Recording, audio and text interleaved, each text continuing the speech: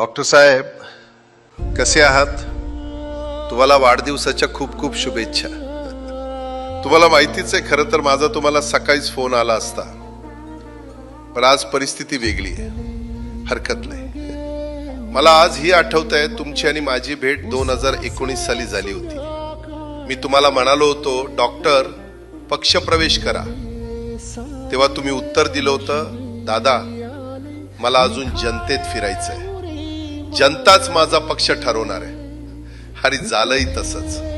मी शब्द दिला होता, जनतेच्या मनातला जो उमेदवार असेल तोच मी देणार. 2019 ला अकोल्याच्या जनतेनं तुम्हाला आमदार केलं आणि तुम्ही झपाट्याने कामाला सुरुवात केलीत. मला इथं आवर्जून सांगावंसं वाटतंय, कोविड काळातील तुमचं काम खरंच उल्लेखनीय होतं. अकोल्याच्या जनतेची तुम्ही जी काळजी घेतलीत त्याचा मला सार्थ अभिमान आहे. संपूर्ण महाराष्ट्रात कोरोनासाठी 50 लाख रुपयांचा आमदार निधी वापरणारे तुम्ही पहिले आमदार ठरलात. आपल्या आदिवासी समाजासाठी तुमचं कार्य मोलाचं आहे. किती हक्काने तुम्ही माझ्याकडे कामं घेऊन यायचे. दादा, आपल्याला उपजिल्हा रुग्णालय उभारायचंय, देवीच्या घाटाचा प्रश्न मार्गी लावायचा आहे. तुमची ती जनतेप्रती असलेली तळमळ मला दिसायची, म्हणूनच मी तुम्हाला प्रत्येक वेळेस निधी उपलब्ध करून दिला. डॉक्टर, तुमची कामाची घोडदौड अशीच चालू राहू द्या.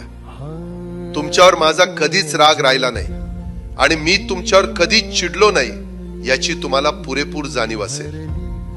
अनेकांनी तुमची माझ्याकडे तक्रार केली, पण मला माहित होतं तुमचं काम तुम्ही किती प्रामाणिकपणे करत आहात. म्हणूनच मी तुम्हाला शब्दाने सुद्धा काही बोललो नाही.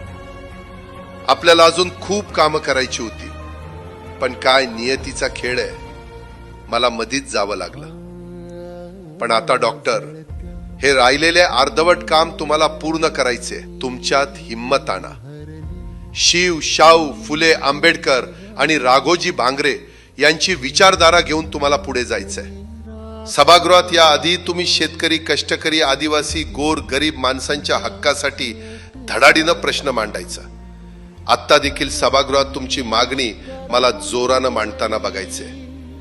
मला तुम्हाला महाराष्ट्राचं नेतृत्व करताना पाहायचंय, महाराष्ट्रासाठी झटताना तुम्हाला पाहायचंय. आणि आता खंबीर व्हा डॉक्टर, मी तिथे नाहीये, काळजी घ्या. तुमचाच दादा.